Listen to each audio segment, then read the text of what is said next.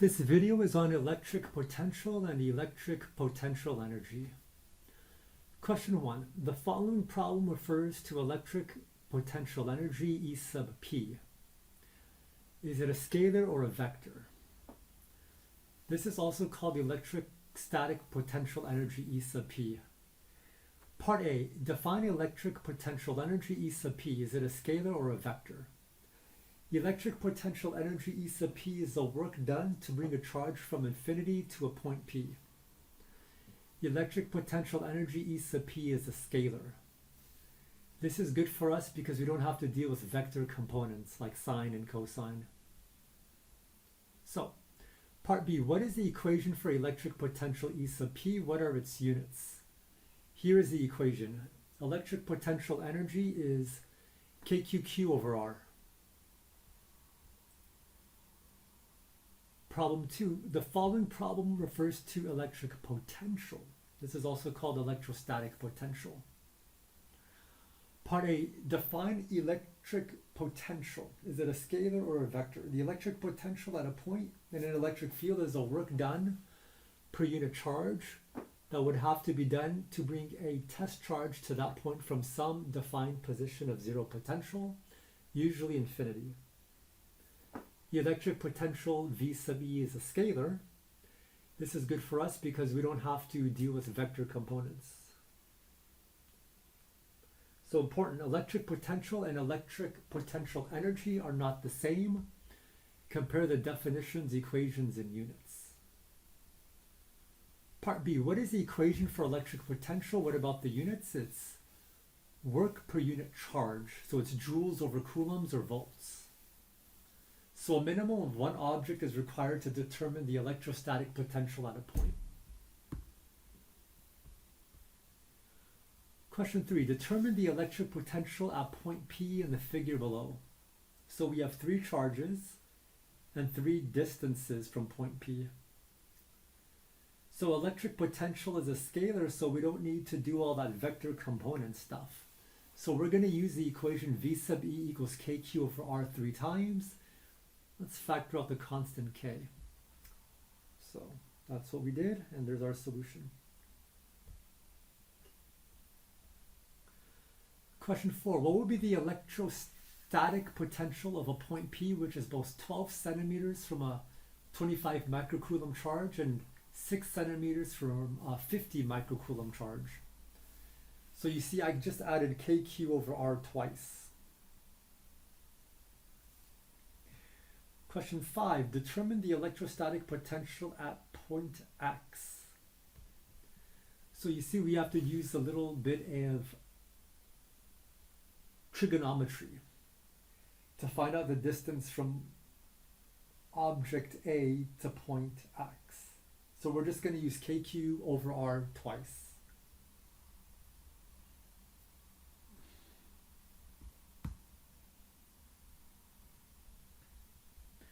Question 6. Determine the electrostatic potential at point X. So it's pretty straightforward what I did here. I just used kq over R twice.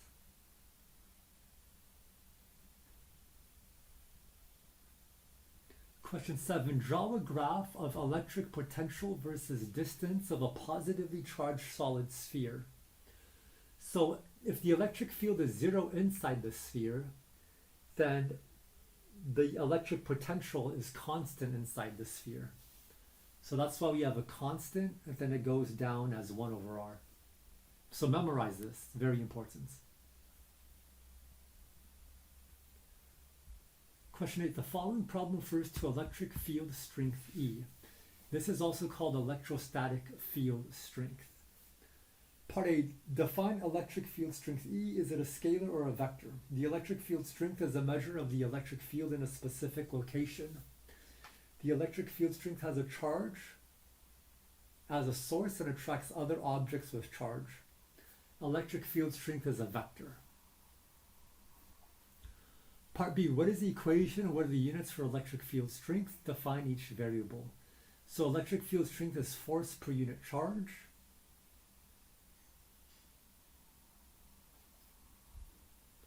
Part C, where is the electric field strength 0? Where is the electric field strength maximum? So it's 0 at infinity, according to the equation, and it's maximum at the surface of a charged object. Part D, what are the mathematical limits of electric field strength? Can electric field strength be positive, negative, 0? Yeah, it's between minus infinity and positive infinity. Part E, what is the relationship between the electric field strength and electric potential? Well, here you go. Electric field strength is minus the slope of electric potential with respect to R. So this is the gradient.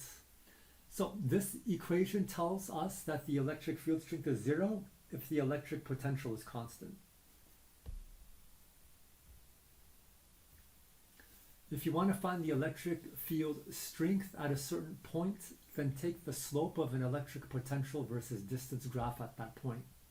So here we have an electric potential, which is the red curve. If you want to find the electric field strength, just take the slope at that point. So that's the meaning of this equation.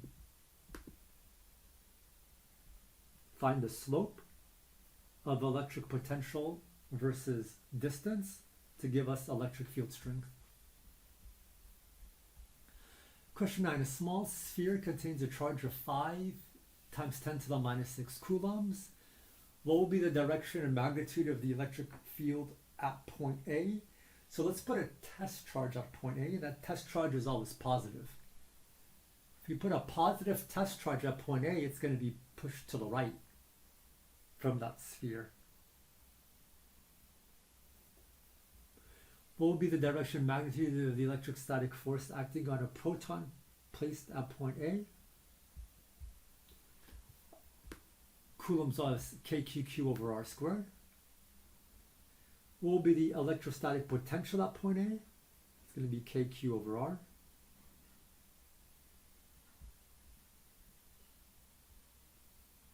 What will be the direction and magnitude of the electric field at point B? It's going to be kq over r squared. Part E, what will be the direction and magnitude of the electrostatic force acting on a proton placed at point B? Once again, it's kqq over r squared.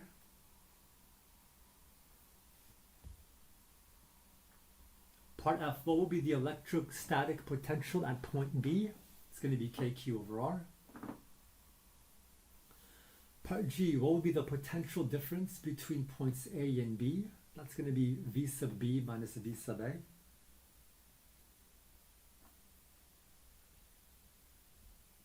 Part H, how much work will be required to move a proton from point B to point A? That's Q delta V.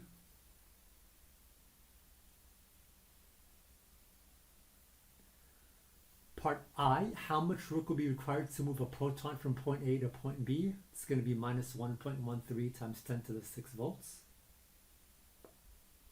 I apologize, this should say joules because it says work. Okay. Units of work is joules. Part J, which point is a higher potential, A or B? It's going to be A because it's closer to the positive charge. Part K, what will be the electrostatic potential at infinity? That's 0 volts. Part L, what will be the potential difference between infinity and point B? We're just going to use the equation kq over r. Part M, how much work will be required to move a proton from infinity to point B?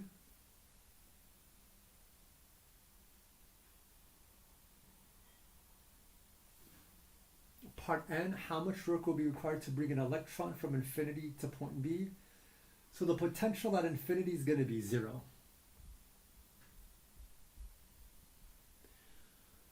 Question 10, an atom of carbon-12 contains 6 protons in its nucleus. Part A, what will be the total charge of the nucleus of a carbon-12 atom?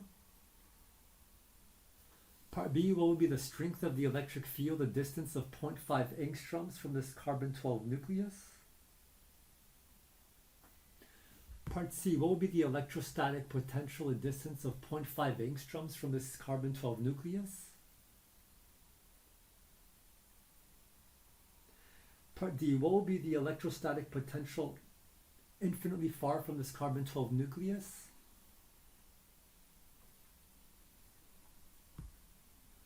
Part E, what will be the potential difference between a 0.5 angstroms from the carbon-12 nucleus and infinity?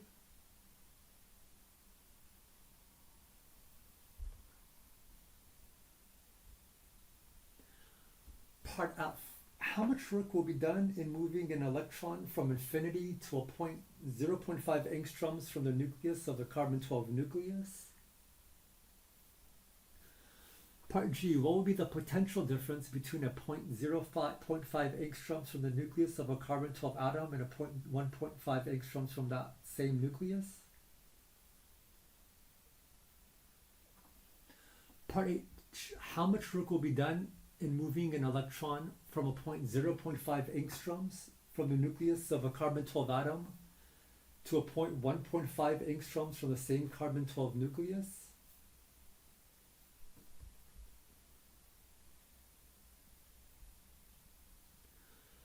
Question 11. Protons in the nucleus of an atom are on average a distance of 3 Fermi apart. Part A, what will be the electrostatic potential 3 Fermi from a proton? There you go.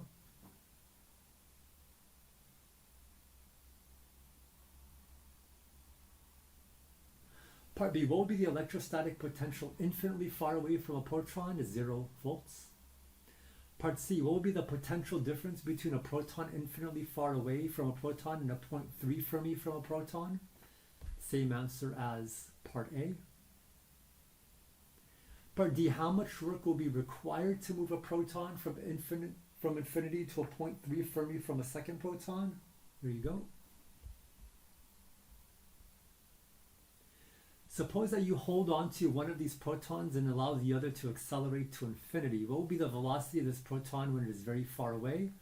Work is the change in kinetic energy. So solve for V final. And we know V initial is 0. Question 12. The following problem refers to equipotential surfaces. Part A, what is an equipotential surface? All points on an equipotential surface have the same electric potential. No work is required to move a charge along an equipotential surface. Part B, how much work is done in moving a charge along the same equipotential surface at 0 joules? Part C, how much work is done in moving a charge along a different equipotential surface? State the equation. Here you go.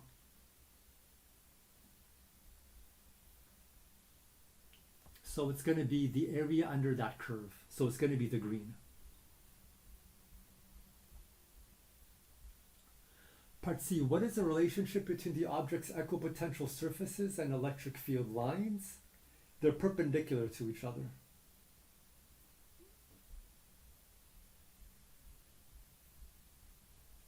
Question 14, draw a spherical negative charge and a spherical positive charge, both with equal magnitudes of charge and volume, with electric field lines and equipotential surfaces. So we've got a positive charge and a negative charge. The electric field lines always point from positive to infinity. Sorry. The electric field lines always point from positive charge to negative charge.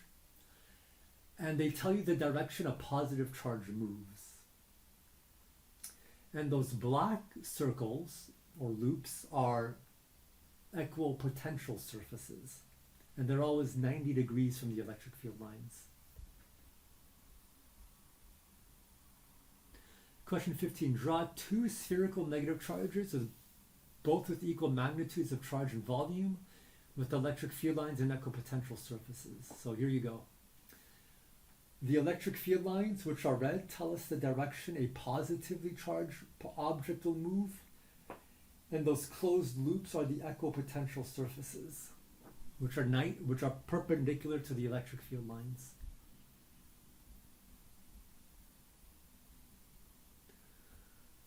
Question 16. Draw electric field lines and equipotential surfaces between parallel plates with an equal and opposite charge. For parallel plates, remember the equations. V equals ED. Okay, so here we go. We have a positively charged plate and a negatively charged plate, and between the plates the electric field lines go from positive charge to negative charge, and outside the plates you see it moves up from positive charge all the way down, and then it goes back up to the negative charge. And those light gray lines you see are equipotential surfaces. So here you go. Equipotential surfaces can be compared to a topographical map. Walking on the same line on a topographical map means that the elevation and gravitational potential energy mg delta H is the same. No work is required to move a mass along the line on a topographical map. All points on an equipotential surface have the same electric potential. No work is required to move a charge along an equipotential surface.